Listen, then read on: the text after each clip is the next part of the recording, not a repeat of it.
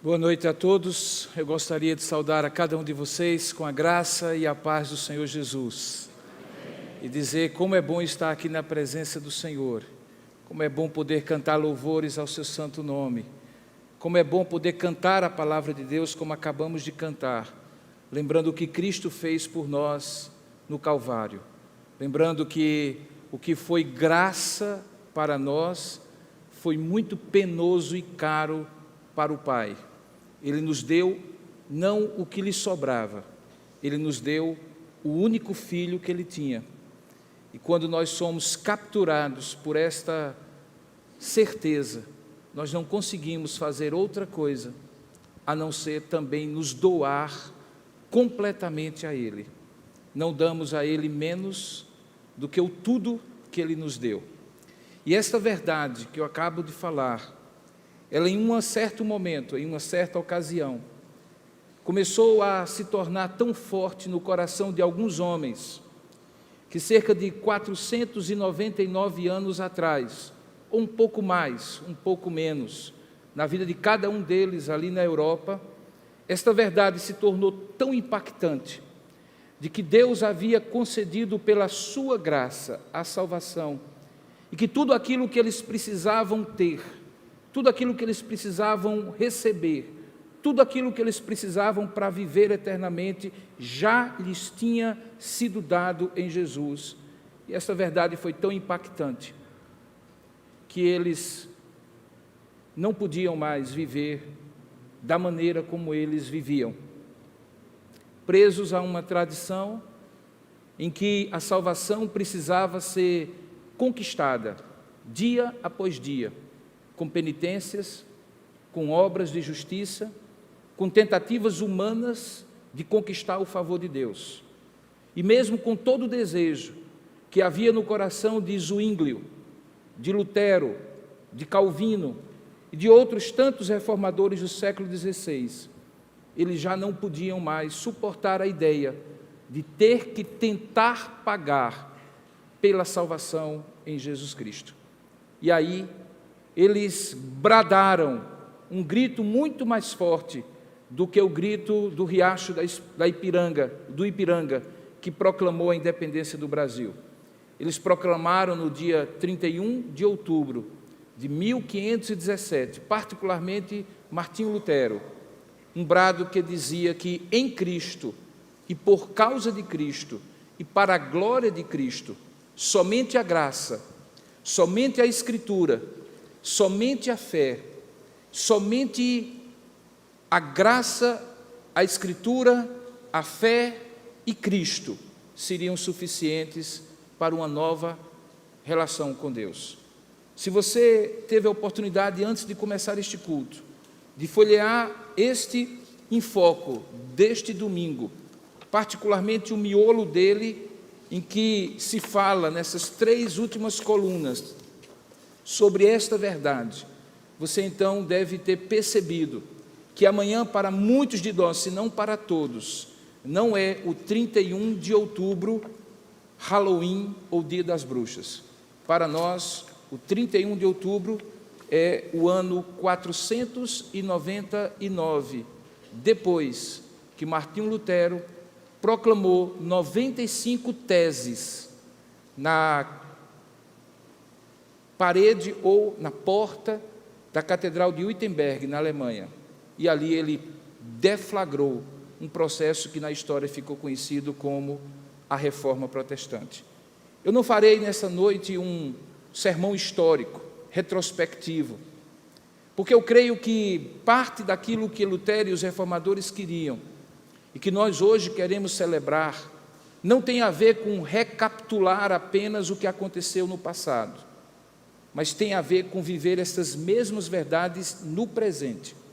E eis aqui o desafio, que a gente olhe a Escritura Sagrada e possa perceber o que é que significa hoje bradar os mesmos gritos de que só Cristo salva, de que só a Escritura Sagrada é a palavra de Deus, que só a graça de Deus é a base para a salvação, que só a fé em Jesus Cristo é o meio para se obter a salvação, e que tudo isso redunda exclusivamente na glória de Deus. Para isso eu convido você a abrir um texto que obviamente é muito mais antigo do que os textos de Lutero, e que se encontra no livro de Atos dos Apóstolos, quando a Igreja de Cristo estava dando os seus primeiros passos, e naquela ocasião, Jesus já ressuscitado, ainda não tinha sido elevado aos céus, e por isso nós podemos ver o que Deus tinha preparado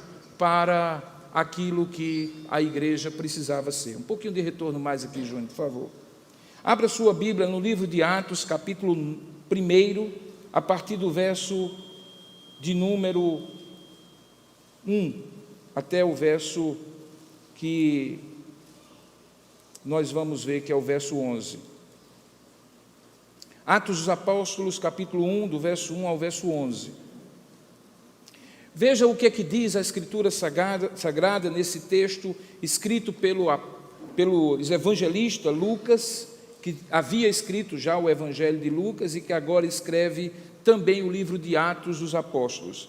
Atos, capítulo 1, a partir do verso 1. Diz assim: escrevi o primeiro livro, ó Teófilo, ele se referia ao Evangelho de Lucas, relatando todas as coisas que Jesus começou a fazer e a ensinar, até ao dia em que, depois de haver dado mandamento por intermédio do Espírito Santo aos apóstolos, que ele mesmo escolhera, foi elevado às alturas. A estes também, depois de ter padecido, se apresentou vivo, com muitas provas incontestáveis, aparecendo-lhes durante 40 dias e falando das coisas concernentes ao reino de Deus.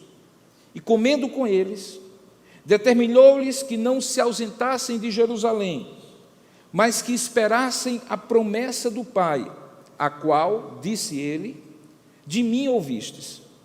Porque João, dizia Jesus aos apóstolos, na verdade batizou com água, mas vós sereis batizados com o Espírito Santo, e não muito depois destes dias. Então os que estavam reunidos lhe perguntaram: Senhor, será este o tempo em que restaures o reino a Israel? Respondeu-lhes: não vos compete conhecer tempos ou épocas que o Pai reservou pela sua exclusiva autoridade, mas recebereis poder ao descer sobre vós o Espírito Santo, e sereis minhas testemunhas, tanto em Jerusalém como em toda a Judeia e Samaria e até os confins da terra. Ditas estas palavras, foi Jesus elevado às alturas, à vista deles, e uma nuvem o encobriu dos seus olhos. E estando eles com os olhos fitos no céu, enquanto Jesus subia, eis que 2 varões, 2 anjos vestidos de branco, se puseram ao lado deles e lhes disseram: varões galileus, por que estáis olhando para as alturas? Esse Jesus que dentre vós foi assunto aos céus, virá do modo como o vistes subir. Que Deus abençoe sua palavra lida. Amém?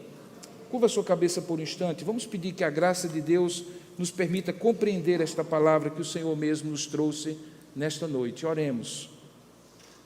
Ó Deus amado e querido Pai, nós louvamos e bendizemos o Teu nome por estarmos aqui na Tua presença e podemos Te prestar culto, cantar louvores ao Teu nome, falar contigo em oração, porque tudo isso só foi possível, só é possível e continuará sendo possível pelo que Jesus fez no Calvário, porque não há nenhum outro mediador, por mais piedoso que seja,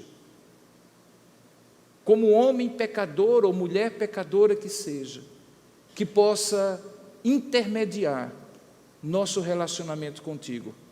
É Jesus o Senhor deste culto, é o Senhor da nossa vida, e é o Senhor desta palavra que acabamos de ler.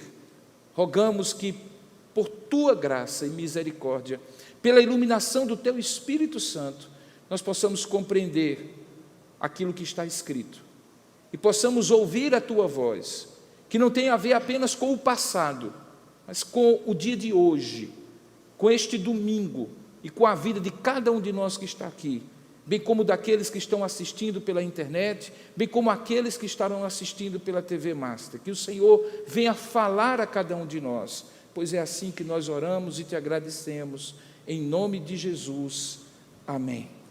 Hoje pela manhã, quem esteve aqui, lembra que o pastor, o reverendo Tiago, falou sobre princípios de Deus para momentos de transição.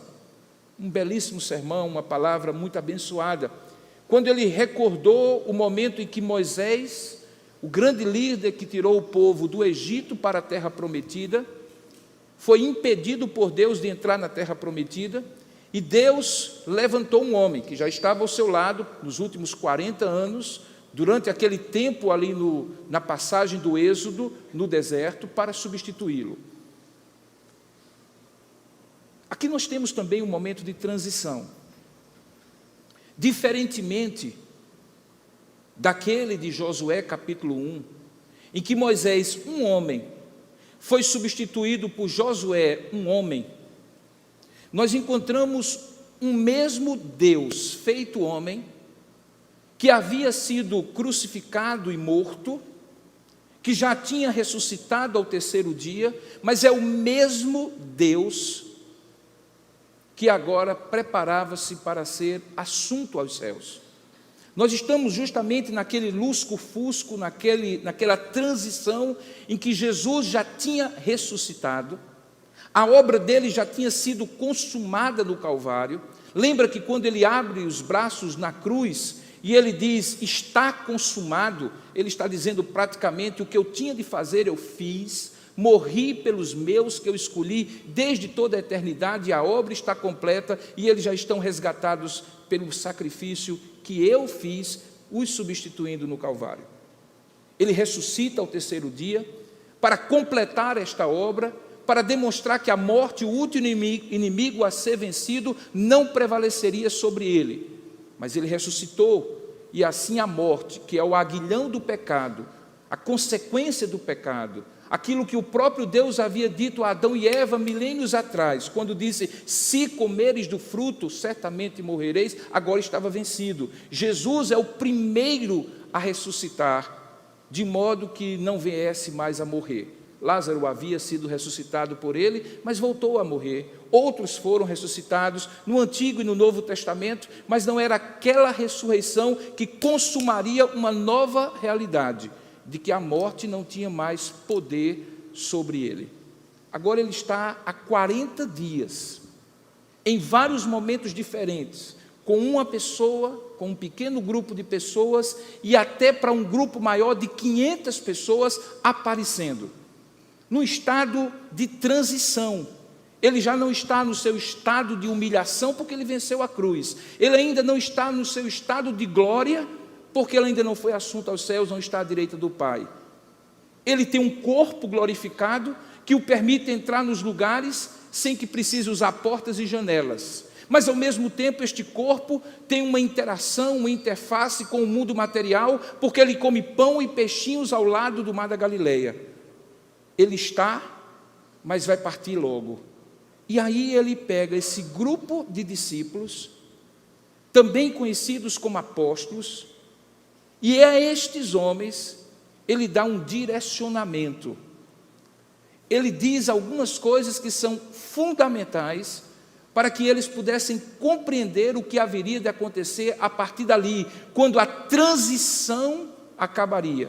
E eles estariam aparentemente sozinhos, porque já não teriam a presença física de Jesus, mas não estariam sozinhos, porque havia uma promessa, a mesma que os fazia de permanecerem em Jerusalém até que ela se cumprisse. E a promessa era que o Espírito Santo, o outro Consolador, lhes seria enviado e passaria a estar com eles, mas também a estar dentro deles.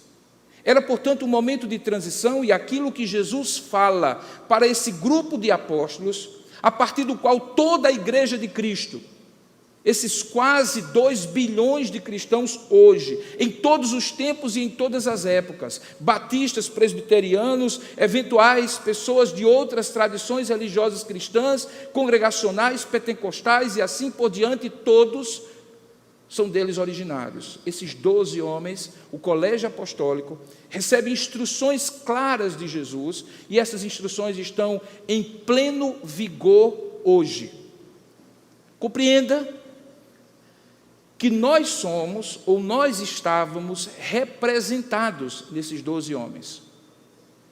E quando Lutero, 499 anos atrás, compreendeu isso, ele fez aquilo que no Antigo Testamento é dito acerca de uma tribo, a tribo de Issacar. Quando, em determinado momento histórico, concreto, eles foram desafiados a ser fiéis a Deus, no meio de um horizonte, de um contexto completamente depravado, a Bíblia diz que eles foram fiéis a Deus, e se diz que os filhos da tribo de Issacar serviram à sua geração. Pois bem, agora são esses apóstolos e a geração deles que precisa ser servida. E nós encontramos a necessidade de, da mesma maneira, esses homens serem fiéis a Deus na geração deles. 499 anos atrás, Lutero, Zwinglio, Calvino e outros tantos também compreenderam que, diante do horizonte em que a igreja que se dizia cristã havia perdido alguns dos princípios básicos da fé cristã, precisava ser reformada. E eles, assim, também serviram a sua geração. Hoje, 2016, nós somos desafiados, como geração deste tempo, desta época em que nós vivemos, a termos a mesma fidelidade que os filhos de Issacar tiveram no Antigo Testamento, que os apóstolos que estão aqui sendo desafiados por Jesus tiveram na sua época, que Lutero, Calvino e outros reformadores tiveram no século XVI. Nós temos essa mesma responsabilidade. Os tempos são outros, nós não podemos servir a geração dos reformadores, nós não podemos servir a geração dos apóstolos, nós não podemos servir mais a geração de Issacar, nós temos que servir a nossa geração, e com um grande desafio, é que se na época deles, dos filhos de Issacar, no meio do povo de Deus tinha permanecido o pecado e o desvio de fé, se na época de Lutero, na igreja chamada cristã, também havia desvios de fé e permanência incontestável e impossível de Deus e do pecado numa mesma estrutura religiosa, hoje, infelizmente, nós temos o mesmo problema. Se você, nessa madrugada, de domingo para segunda, eventualmente não tiver que acordar cedo, ou conseguir segurar o sono, e pegar o seu controle remoto,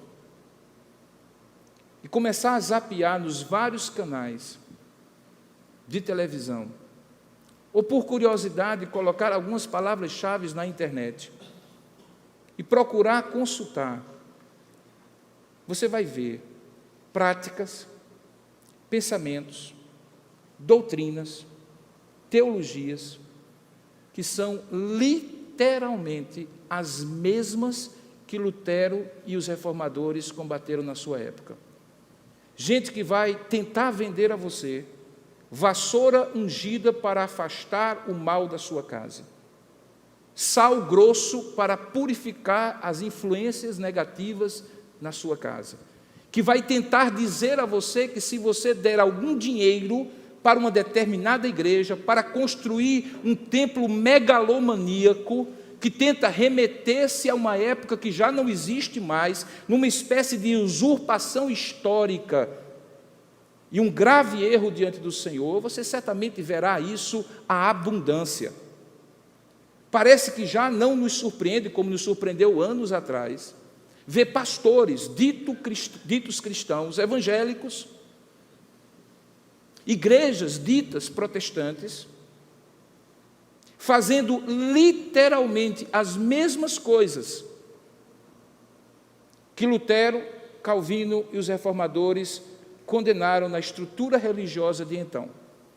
E aí nós que somos herdeiros, e se você quiser entender como nós somos herdeiros, depois você lê o Em Foco, e você vai ver a linha genealógica do ponto de vista histórico, de como a igreja presbiteriana, as igrejas presbiterianas, as igrejas históricas protestantes, são herdeiras dessa reforma do século XVI, como nós que somos herdeiros, no mundo em que pastor já não tem nenhum tipo de credibilidade, igreja já é tida como comércio religioso, e as pessoas já não têm o mínimo de respeito àquilo que se prega em nome da palavra de Deus e em nome do próprio Deus, como nós podemos olhar para esse texto e, como cristãos, nos imaginando como se fôssemos os apóstolos para a época de hoje, fazer aquilo que os apóstolos fizeram, ou compreender aquilo que os apóstolos compreenderam, e viver aquilo que os apóstolos viveram.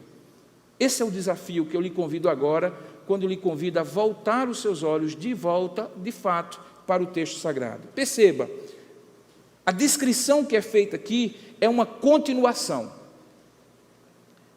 Embora transição signifique que você está saindo de um estado para o outro, como o pastor Tiago explicou hoje pela manhã, essa transição nem sempre é de ruptura. Existe em toda transição dois processos: aquilo que permanece do estado anterior para o estado atual e aquilo que é substituído por algo novo. Quando o apóstolo, ou melhor, quando o escritor Lucas diz: eu escrevi o primeiro livro, ó Teófilo, ele diz qual é o teor deste primeiro livro, que era o Evangelho de Lucas. Olha o que é que ele diz no verso 1. Ele diz que, no verso 1, que o primeiro livro relatava todas as coisas que Jesus, veja aí o verbo, que Jesus o quê? Começou a fazer e a ensinar. Ora, se Jesus começou, enquanto estava encarnado, a fazer e a ensinar, agora que ele estava preparando-se para ser assunto aos céus, quem haveria de continuar a ensinar e a fazer a obra de Jesus? Ele que subiria? Certamente que não. Os apóstolos que ficariam. Isso se coaduna de maneira muito clara com o texto de Mateus capítulo 28. Se você olhar direitinho naquilo que nós conhecemos como a grande comissão, e você vai ver aí projetado em capítulo 28, verso 18 em diante, Jesus dá uma ordem para os seus apóstolos, dizendo basicamente o seguinte, verso 18 do capítulo 28 de Mateus: Jesus, aproximando-se, falou-lhes dizendo: toda a autoridade me foi dada no céu e na terra. Ide, portanto, fazei discípulos de todas as nações, batizando-as em nome do Pai, do Filho e do Espírito Santo, e o quê? Ensinando-os, referindo-se aos discípulos que seriam feitos, a guardar todas as coisas que eu vos tenho ordenado. E eis que estou convosco todos os dias até a consumação dos séculos. Quando Lucas então diz no verso 1, escrevi o primeiro livro, ó Teófilo, relatando todas as coisas que Jesus começou a fazer e ensinar, está implícito, claramente, que aquilo que Jesus começou seria completado pelos apóstolos que ficariam. Eis aí a grande razão de existir igreja. Igreja não é uma instituição humana, embora tenha CNPJ, tenha que se submeter às leis deste país, tenha que ter organização, tem que ter aquilo que, no contexto histórico, no enquadramento jurídico de determinado lugar, tempo ou época, ela precisa existir. Igreja é um grupo de pessoas que creem em Cristo como Senhor e Salvador de suas vidas, que são discípulos de Jesus e, portanto, irmãos e irmãs de todos aqueles do passado, do presente, aqui ou em qualquer lugar do mundo, que também creram em Jesus Cristo e também são discípulos de Jesus. A gente chama isso de igreja invisível. Essa igreja invisível está na terra com a única missão de continuar ensinando e fazendo discípulos de Jesus, para que eles guardem aquilo que Jesus ensinou. Isso é verdade em relação ao grupo. E aqui eu começo a iniciar um tangenciamento na minha mensagem. Porque o que eu estou falando, querido, tem a ver com a igreja, mas a igreja é você. A igreja sou eu. A igreja é cada um que está aqui nesse lugar para adorar, cada uma pessoa que está assistindo e participando desse culto. Portanto, aquilo que é dito acerca da igreja é de maneira específica, particularizada e singularizada na pessoa de João, de José, de Maria, de Robson, de Alexandre, de Zé Roberto e assim por diante. Portanto, eu estou dizendo e afirmando que a razão para você existir e ainda estar aqui é porque Deus tem uma missão para você, é que você complete o que Jesus começou a fazer e a ensinar depois que Ele terminou a sua obra no Calvário. Todas as vezes que um cristão ou um grupo de cristãos compreendeu essa verdade, houve um avivamento no meio da igreja, houve uma reforma no meio da igreja, houve uma transformação no meio da igreja.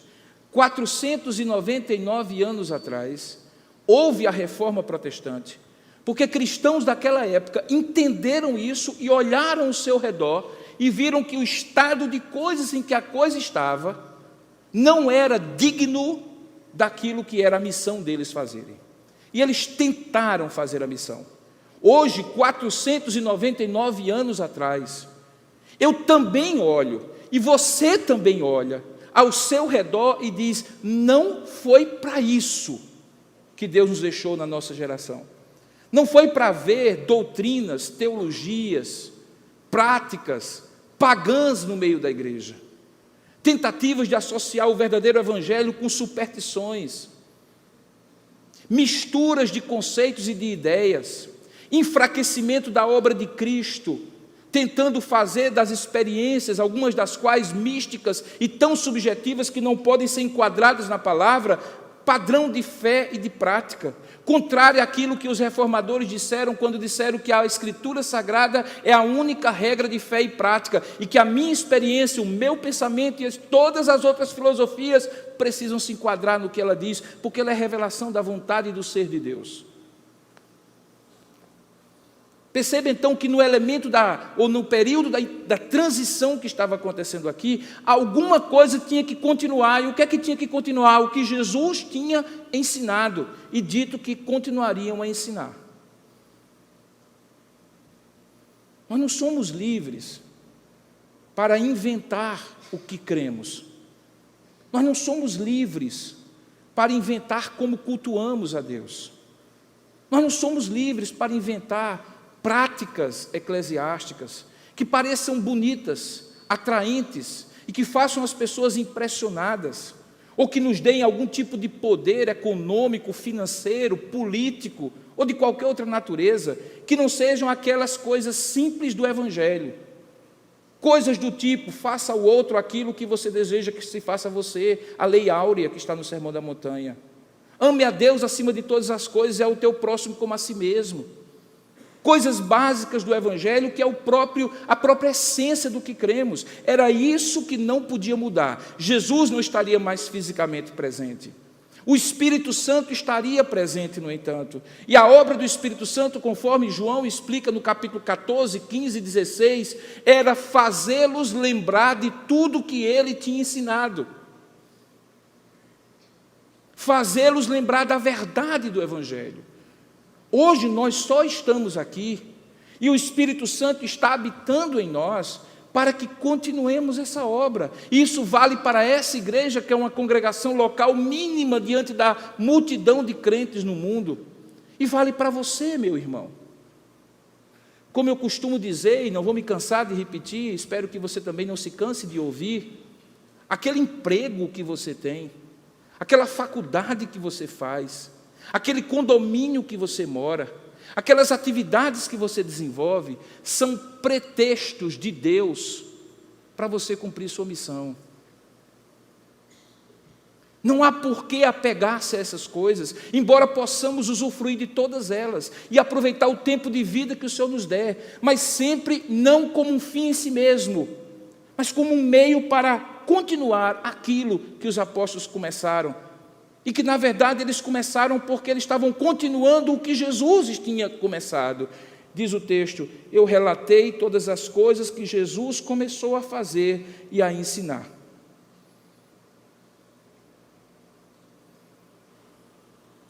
Diz o texto que, quando Jesus, então, deixou claro isso para os seus apóstolos, e é curioso, mas tente imaginar comigo, eles tinham passado 3 anos e meio, mais ou menos, com Jesus, convivendo pessoalmente com eles. Hoje se fala muito do poder que o coaching tem de transformar pessoas em profissionais ou pessoas humanas, assim, capazes de focar no objetivo e atingir seus objetivos. Sabe, o que Jesus fez foi algo muito mais profundo do que qualquer coach faz hoje. Ele simplesmente entregou-se de maneira completa a uma tarefa, enquanto salvava multidões de descrentes, chamando-os ao arrependimento e à fé naquilo que ele é e naquilo que ele faz.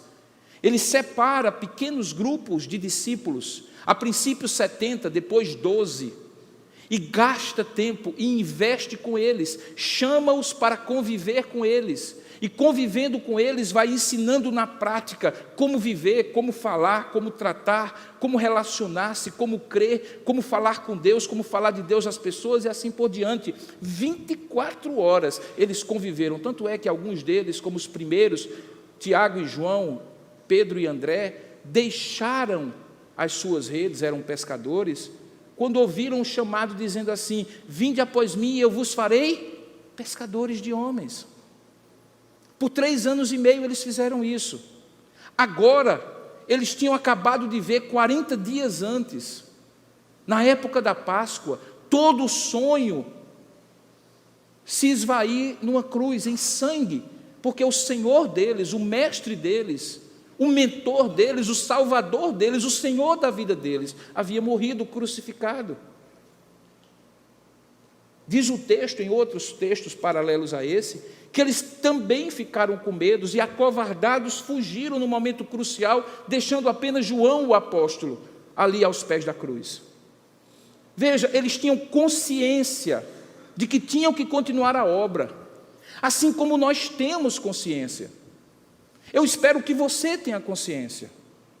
Eu espero que você já tenha superado a categoria de crente consumista.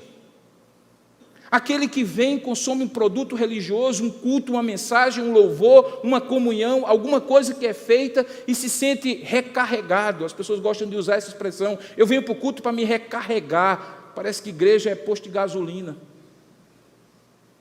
Eu espero que você tenha superado já essa ideia, porque mais do que recarregar, a igreja é um lugar de comunhão, de edificação, sim, de crescimento espiritual, mas não é um fim em si mesmo. Nós estamos aqui por enquanto, queridos, por enquanto. E nos últimos 16 anos, literalmente, essa igreja já passou por 6 lugares antes de chegar aqui. E esse lugar não é nosso, diga-se de passagem. E eu não sei se Deus quer que seja, para que fique claro que tudo isso vai ficar. E o que vai nos acompanhar é a nossa vida e nossa missão. Perceba que, se você superou essa categoria, você tem consciência. Eu espero que você tenha consciência de que você, assim como os apóstolos, ainda está no mundo por causa de uma missão que é a mesma missão deles: ensinar e continuar a obra de Cristo. Mas a semelhança deles, o dia a dia é cruel. Os inimigos são cruéis. Eles tinham os judeus, eles tinham os romanos de olho neles. Eles sabiam que aqueles discípulos eram seguidores. Lembra, no momento em que Pedro nega, o seu sotaque de galileu, mais ou menos o nordestino da época, o delatou, a ponto de alguém dizer assim: ele fala como o nazareno, porque Jesus tinha de fato sido criado em Nazaré, embora tivesse nascido em Belém de Judeia. Nazaré era lá em cima, no mar da Galileia, havia um sotaque diferente. Ser discípulo de Jesus corria um risco tremendo. Eles sabiam disso, e diz o texto que quando Jesus é crucificado, eles se dispersam como ratos de um navio que está fazendo água. E cada um vai procurar o seu lugar, a notícia se espalha e eles dizem: vamos voltar para o cenáculo. O cenáculo tinha sido o lugar onde Jesus tinha feito a última ceia. E eles ficam lá, amedrontados por causa da perseguição. Muitas vezes desnorteados, mas lembrando, ecoando as palavras de Jesus, dizendo assim: ide por todo mundo, fazer discípulos de todas as nações. E eles certamente, assim como nós, se perguntavam: como? Como? Nós somos 12 homens. Na verdade, naquela altura, 11, porque um deles havia traído e se enforcado. Um império todo contra eles, a religião dominante contra eles, e eles escondidos numa salinha, que quem já teve a oportunidade de ir a Israel sabe, é um pouco maior do que esse quadrado aqui. Como? Nós pensamos assim: vamos plantar uma igreja em Serra Branca, e nos perguntamos como. Aí Jesus disse para eles: ide por todo mundo e pregar o evangelho a toda criatura. Imagine o tamanho do impacto que isso ocorreu na vida deles. Eles tinham naturalmente medo, eles estavam normalmente confusos, sem saber de rumo. Portanto, nós podemos também nos identificar. Quando nós terminamos esse sermão, quando nós terminamos esse culto, e algumas vezes voltamos para casa com o nosso coração incendiando, e dizendo assim: eu vou ser um discípulo melhor a partir de amanhã, eu vou fazer uma obra maravilhosa, mas amanhã, quando a realidade se impõe, eu também tenho medo, você também tem medo, a gente não sabe por onde começar.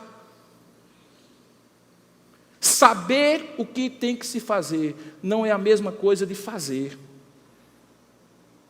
Existe às vezes um paradoxo: nós sabemos o que temos que fazer, mas às vezes não temos a motivação, a consciência, o modus operandi, a estratégia, a capacidade de fazer. E aí vem algo maravilhoso, é que em toda transição há um tempo de espera.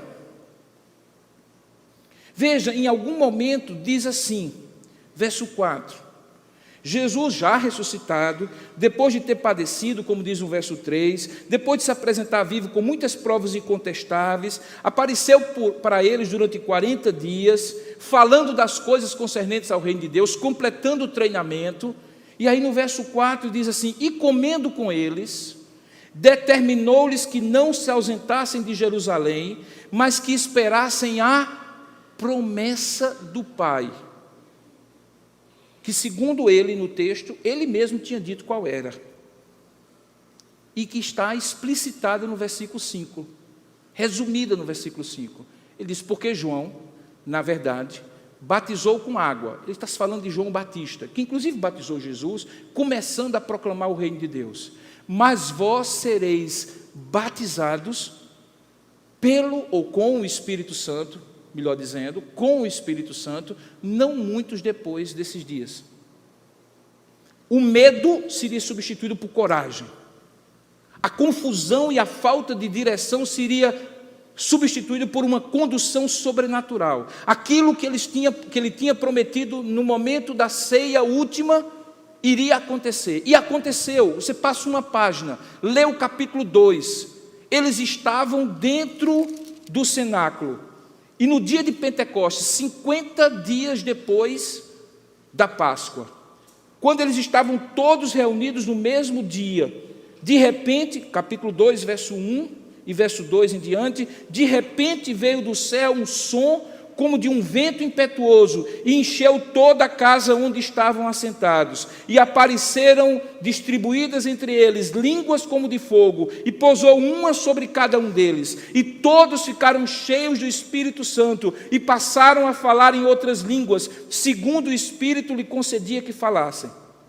E aí diz no verso 5, que quando isso acontece no cenáculo, o barulho extravasa daquele lugar fechado, e naquele lugar onde estavam habitando em Jerusalém, verso 5, judeus, homens piedosos, vindos de todas as nações debaixo do céu, justamente as nações para as quais eles tinham que ir para cumprir o ide por todo mundo e pregar o evangelho a toda criatura. Essas nações estavam não por coincidência, mas por providência divina ali, na festa de Pentecostes. E aí o que acontece? Quando, pois, se fez ouvir aquela voz, verso 6, afluiu a multidão que possuíra de perplexidade, porquanto cada um os ouvia falar na sua própria língua. E aí vem o sermão de Pedro, e três pessoas? Não. 3 dezenas? Não.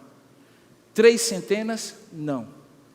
3 milhares de pessoas se convertem ao cristianismo na primeira ocasião em que a promessa se cumpre.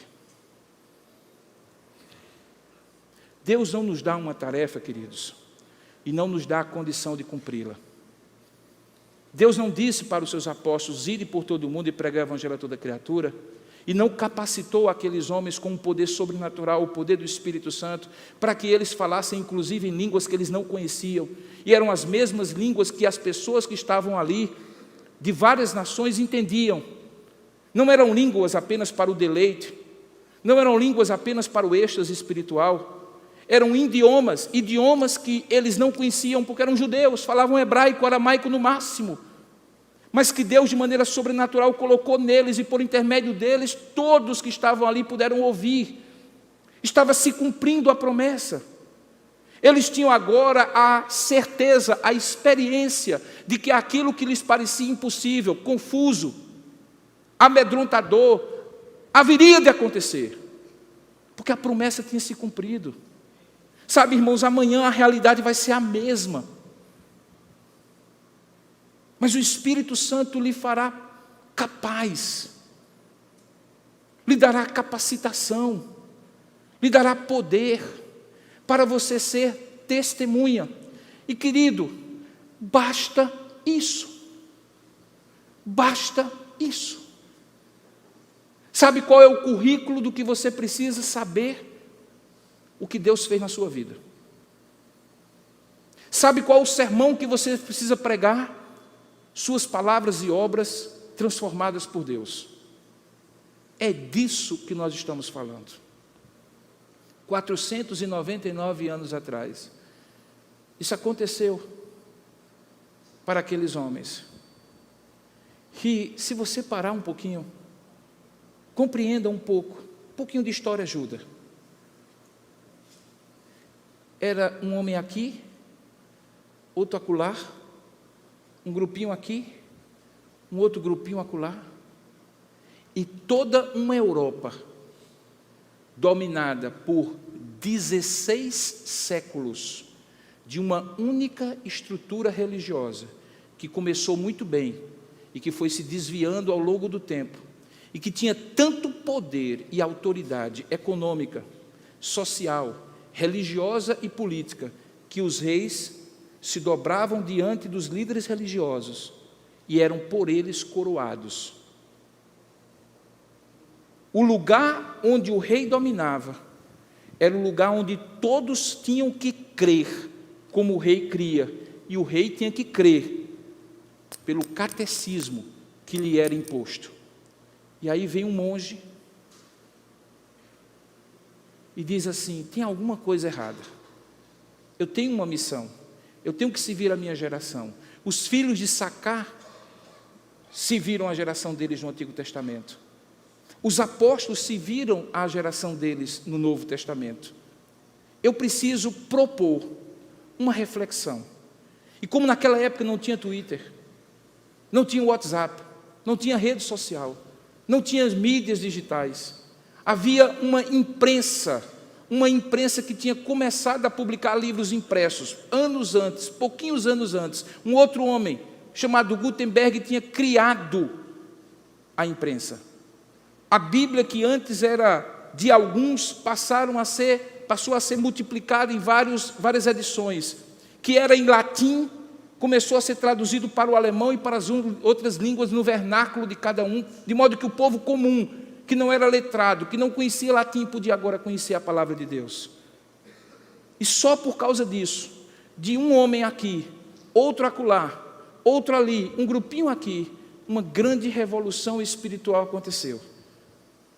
E a reforma protestante eclodiu na Alemanha, na Suíça, nos Países Baixos, na França, na Inglaterra, cruzou o Atlântico, foi para os Estados Unidos, desceu para a América Latina, chegou ao nosso país. E nós somos herdeiros dessa realidade. Sabe por quê? Porque o mesmo Espírito Santo que desceu no dia de Pentecostes ainda está hoje, no tempo de hoje, na minha vida e na sua vida, disponível para fazer infinitamente além de tudo aquilo que você já viu Deus fazer na sua vida, bastando uma coisa, que você diga assim: eu sou o homem para esse tempo, eu sou a mulher para esse lugar, eu tenho uma missão, e tudo que eu sou, tudo que eu tenho, tudo que eu faço, só faz sentido eu ter, ser e fazer, se for para cumprir o meu papel, enquanto eu estiver vivo aqui na terra. Sabe, queridos, eu vou dizer uma coisa para vocês, eu não sei se eu não teria, eu acho que eu teria o mesmo entusiasmo de viver essa verdade mesmo que eu não fosse pastor. Porque no meu tempo e na minha história, lá em 1980, quando eu entendi o Evangelho de uma forma que eu não conseguiria ser, mesmo sendo psicólogo como eu sou, mesmo tendo qualquer outro tipo de formação, qualquer outro tipo de profissão, eu não conseguiria ser alguém que, compreendendo essas verdades, não me entendesse como um Lutero, guardadas as devidas proporções, como um filho de Sacar, como um apóstolo Pedro ou um apóstolo João. Porque para mim, viver é Cristo, o morrer é lucro. Não faz sentido. Recentemente eu encontrei com alguns colegas que há 30 anos atrás, completados agora no começo desse ano de 2017, nos formamos no Seminário Presbiteriano do Norte.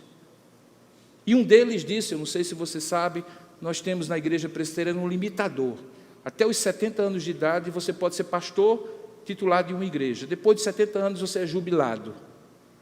E aí você pode ser pastor auxiliar, servir em outras missões, mas não pode estar à frente da igreja.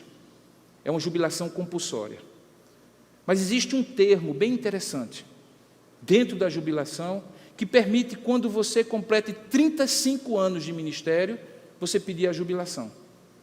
E eu vi, para minha tristeza, e eu não quero julgar o colega, que quando ele completasse 35 anos, apenas daqui a 5 anos, quando eu vou ter 56, ele iria dizer assim: eu quero me jubilar, já fiz o bastante. Nunca! Jamais, se não for matar os irmãos do susto e do medo, eu quero morrer aqui pregando a palavra de Deus. Porque não faz sentido, irmão, não faz sentido viver se não for para pregar o Evangelho, para viver o Evangelho, para construir esse reino. Pouco importa se você é advogado e vai ganhar muito dinheiro, ganhe, mas não faça do dinheiro o seu Deus. Pouco importa se você vai ter fama, sucesso ou poder, tenha se Deus quiser lhe dar, mas não faça disso a razão da sua existência, porque você estará sendo infiel a esses homens que no passado se deixaram queimar em fogueiras, se deixaram ser enforcados, abertos ao fio da espada, porque creram em Cristo e não negaram essa fé. A palavra testemunha que está aqui no versículo 8: recebereis poder ao descer sobre vós o Espírito Santo, e sereis minhas testemunhas. É a mesma palavra que traduz mártires. E o que é um mártir? Alguém que morre por uma causa. Alguém que se entrega a algo a ponto de dar a sua própria vida. Sabe, queridos, é disso que nós estamos falando quando lembramos 499 anos atrás que houve uma reforma protestante.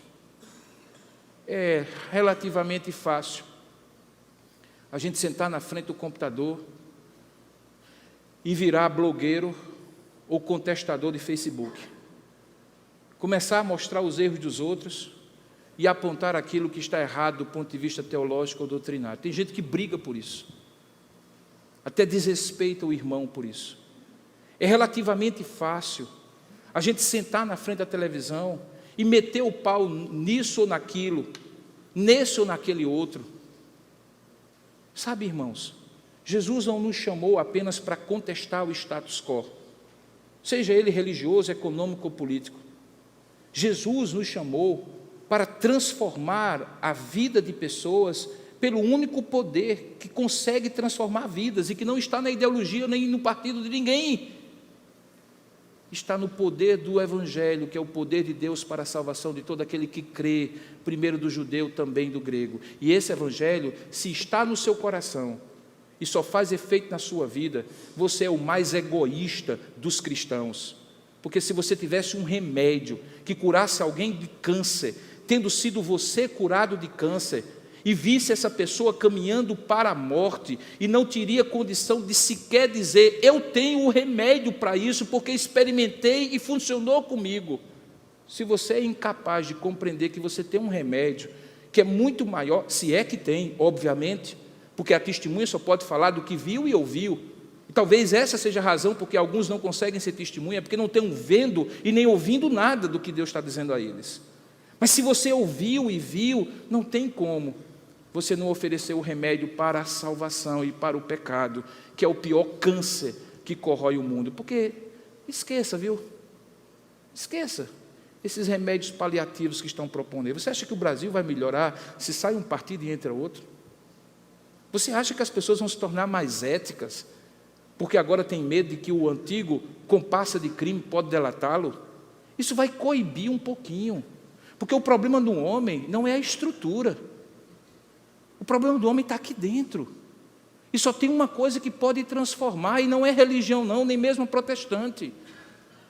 O que pode transformar o coração do homem para ser temente a Deus e não dar ao próximo aquilo que não consegue ou não deseja receber, é o Evangelho de Cristo. É preciso que eu seja transformado, para que outros vejam a minha transformação e queiram a transformação que aconteceu na minha vida. E é disso que nós estamos falando. Esse próximo ano,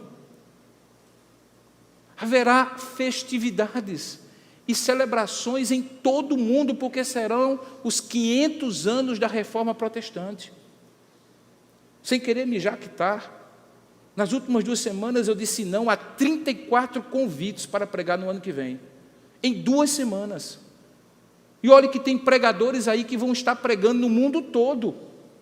Sabe o que vai acontecer? Bonitos corais, bonitas pregações, bonitos eventos, bonitas exposições de arte, bonitas exposições de museus, no mundo todo, relembrando os 500 anos da Reforma. Tudo isso muito bonito. Mas 500 anos depois, você que é cristão nessa geração, é capaz de ter a coragem que Lutero teve, que Calvino teve, de ir contra o sistema e proclamar sola gratia, sola fide, solo Cristo, sola Escritura, sola Deo Glória? Você é capaz de perder emprego por causa disso? Você é capaz de ser ameaçado de morte por causa disso? Você é capaz de ser antipatizado por causa disso? Você suportará isso? Porque é disso que nós estamos falando, queridos. A Bíblia diz que todo aquele que quiser viver piedosamente em Cristo Jesus padecerá perseguição. Nos dias de hoje, nós não podemos estar simplesmente pensando que se mantivermos aquilo que Jesus ensinou, que os apóstolos ensinaram, que os reformadores já descobriram, que nós vamos ter boa vida. Muita gente se queixa dessa perseguição ideológica, desse patrulhamento ideológico que hoje já está instalado no mundo e particularmente no Brasil. Se você diz alguma coisa, você é homofóbico. Se você fala alguma coisa, você é fundamentalista.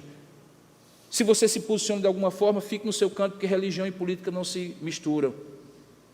Se você diz, mas a igreja serve a sociedade, mas também não paga imposto. Vocês deveriam pagar imposto, vocês estão roubando o povo. Hoje toda essa perseguição religiosa é só o começo, querido. É só o começo. Na medida direta e proporcional que o funil da história estivesse se fechando para a volta desse Jesus, quem é de Deus vai ficar muito definido que é de Deus.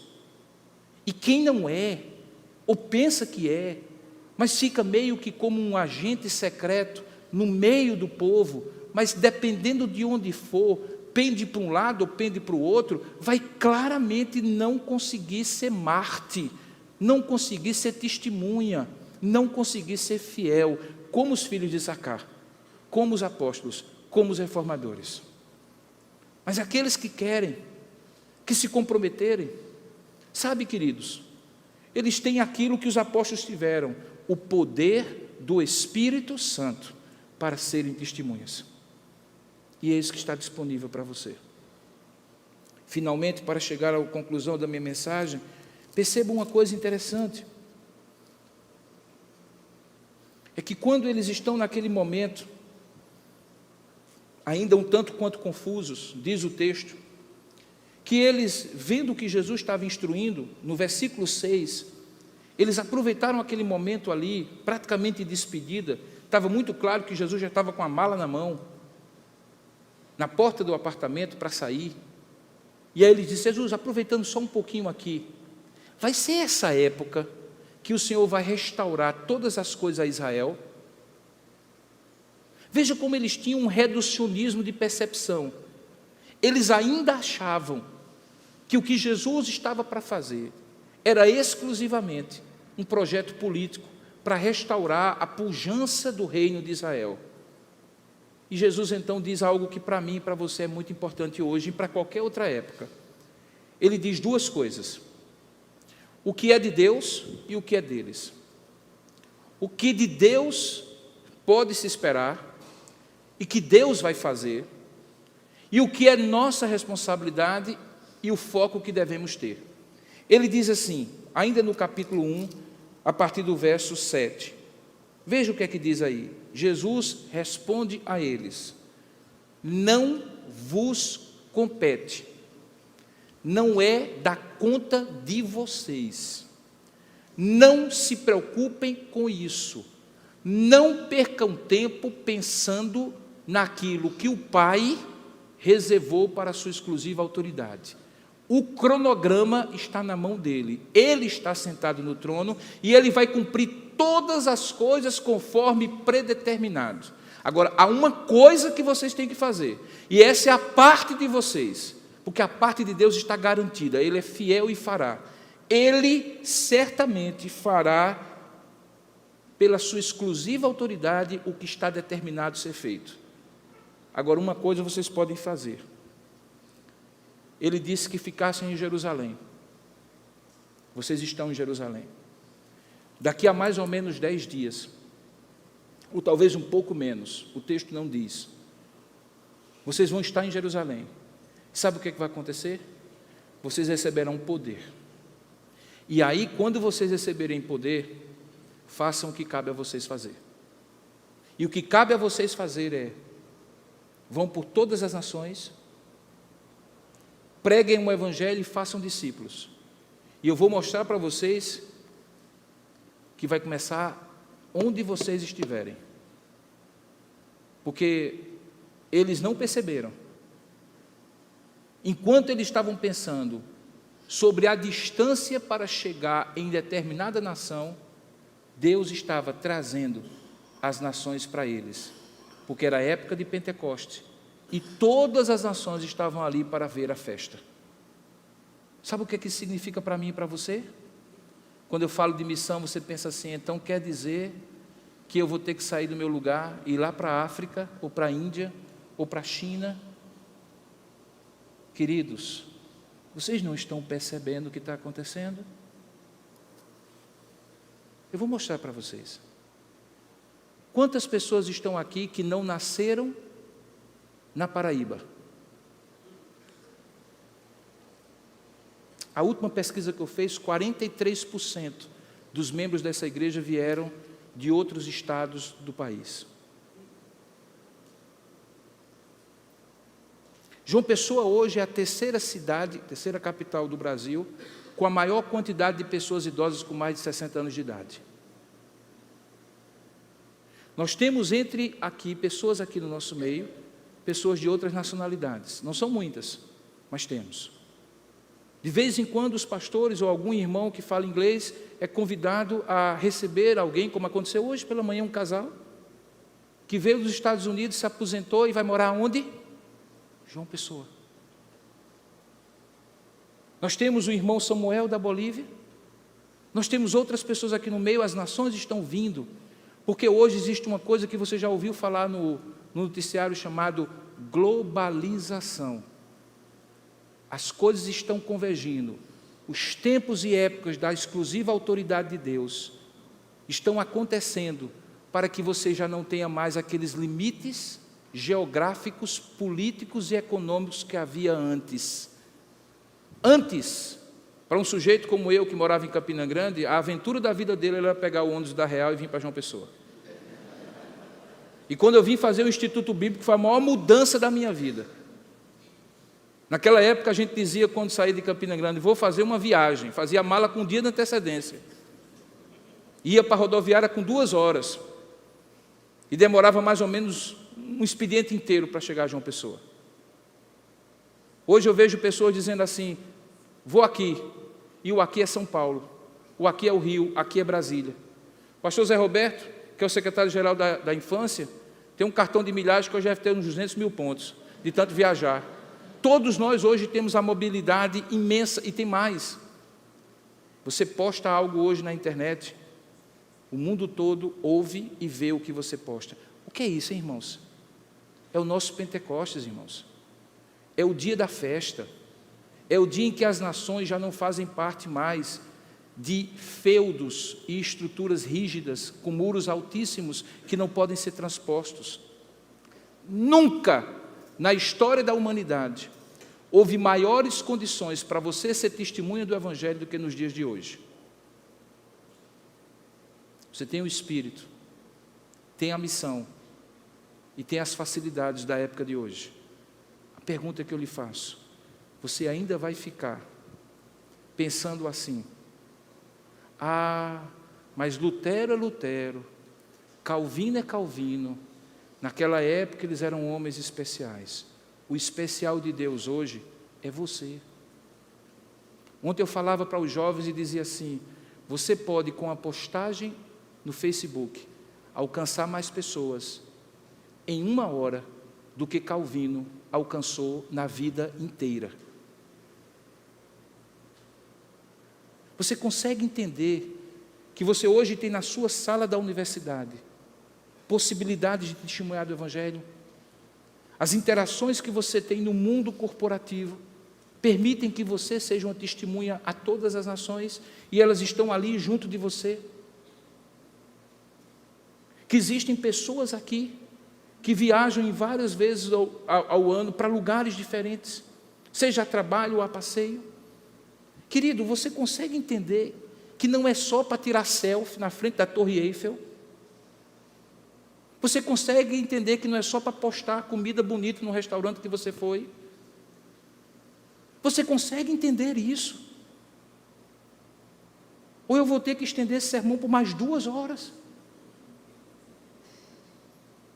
Para que você compreenda que você está em missão, que você tem a missão de continuar, que você tem o poder para continuar e que você tem as oportunidades para continuar a obra de Cristo e dos apóstolos. E fazendo isso, você vai ser fiel à sua geração, como os filhos de Sacá no Velho Testamento, como os apóstolos no Novo Testamento, como os reformadores no século XVI, como você no tempo de hoje.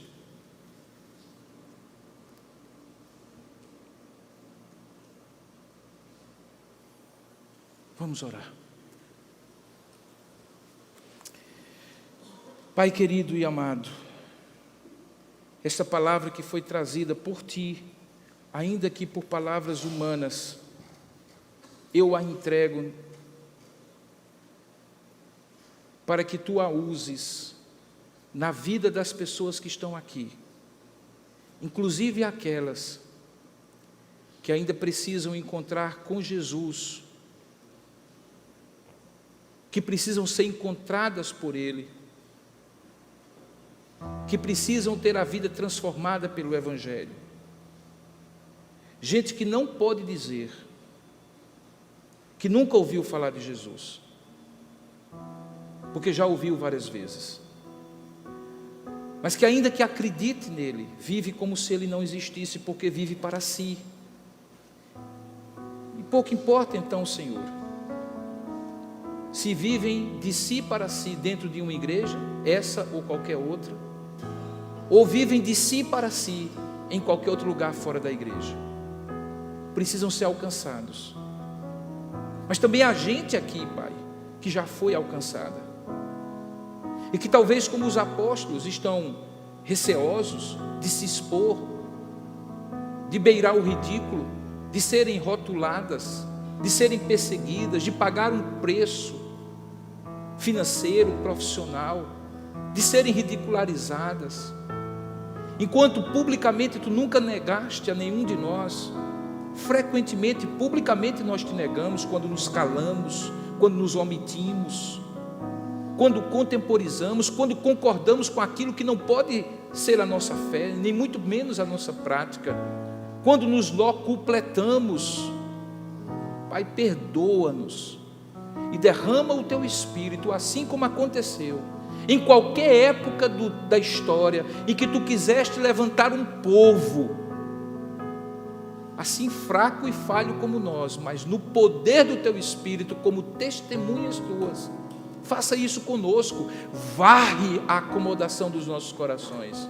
Derrama-te, ó Espírito, sobre nossas vidas, para que sejamos capazes, não em nós mesmos, mas pelo poder do teu Espírito, a ser testemunha em Jerusalém, em toda a Judeia, Samaria e até os confins da terra. Tu tens um propósito para cada um de nós. Alerta-nos, Senhor, para que não fiquemos pensando: Senhor, será assim ou assado? Será nessa época? Com os nossos reducionismos e incapacidades de ver. Tira tudo isso da nossa mente.